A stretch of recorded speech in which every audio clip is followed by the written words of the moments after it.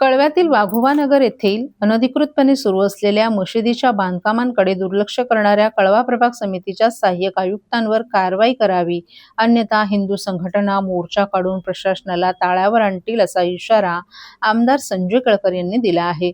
भाजपच्या खोपट येथील कार्यालयात आयोजित जनसेवकाचा जनसंवाद या 107व्या उपक्रमात अनधिकृत बांधकामे आणि विकासकांकडून होत असलेल्या फसवणुकीचा मुद्दा गाजला.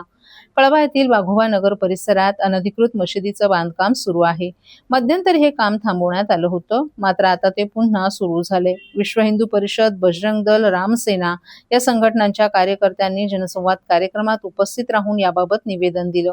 केळकर यांनी संबंधित सहाय्यक आयुक्तांशी चर्चा करून कारवाई करण्याच्या सूचना केल्या. अनधिकृत मशिदीच्या बांधकामाला कळवा प्रभाग समितीचं दुर्लक्ष कारणीभूत असल्यानं सहाय्यक आयुक्तांवरच प्रशासनानं कठोर कारवाई करावी अशी मागणीही केळकर यांनी केली आहे.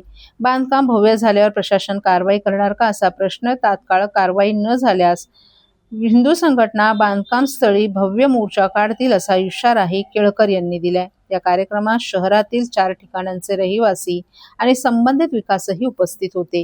विविध कारणं सांगून विकासक घरे देण्यास टाळाटाळ करत असल्याच्या तक्रारी या रहिवाशांनी केल्या आहेत. या प्रकरणी प्रतिज्ञापत्राद्वारे रहिवाशांना मुदतीत घरं देण्याबाबत आश्वासित करण्यात यावं अशा स्पष्ट सूचना केळकर यांनी उपस्थित विकासकांना दिल्या आहेत. अन्यथा रहिवाशांची फसवणूक केल्याप्रकरणी गुन्हा का दाखल करण्यात येऊ नये असे विचारत त्यांनी पुढील कारवाईचे संकेत दिलेत.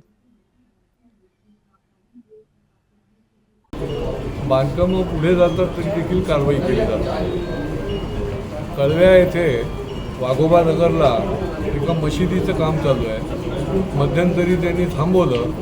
आज विश्व हिंदू परिषद, बजरंग दल, रामसेना हे सगळे लोक आज इकडे माझ्याकडे आले होते.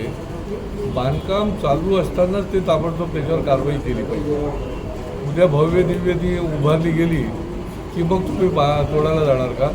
आणि त्याच्यामुळे महापालिका आणि तिथला जो सहाय्यक आयुक्त आहे त्यांच्यावरच कारवाई खरी म्हणजे करायला पाहिजे. मी त्यांच्याबरोबर बोललेलो आहे आणि जर का त्यांनी हे मशिदीचं पाडकाम नाही केलं तर त्यांच्यावर एकतर कारवाई करायला लागेल, नाहीतर या सगळ्या बजरंग दल, विश्व हिंदू परिषदेचा मोर्चा जो आहे तो त्या ठिकाणी अनधिकृत बांधकामाच्या ठिकाणी जाईल अशा प्रकारची त्यांनी भूमिका घेतलेली आहे. आणि त्याच्यामुळे शासनच ही अशा प्रकारचं चुकीचं काम करायला महापालिकाच त्याला प्रोत्साहन देते की काय असा प्रश्न आहे. दुसरा, अनधिकृत बांधकाम कोर्टाची ऑर्डर आहे.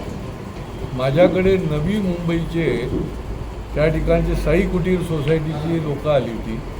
त्यांची कोर्टाची ऑर्डर दाखवली की त्या ठिकाणी एक इसम डॉक्टर आहेत आणि त्या डॉक्टरनी त्या सोसायटीमध्येच वाढीव बांधकाम केलेलं आहे.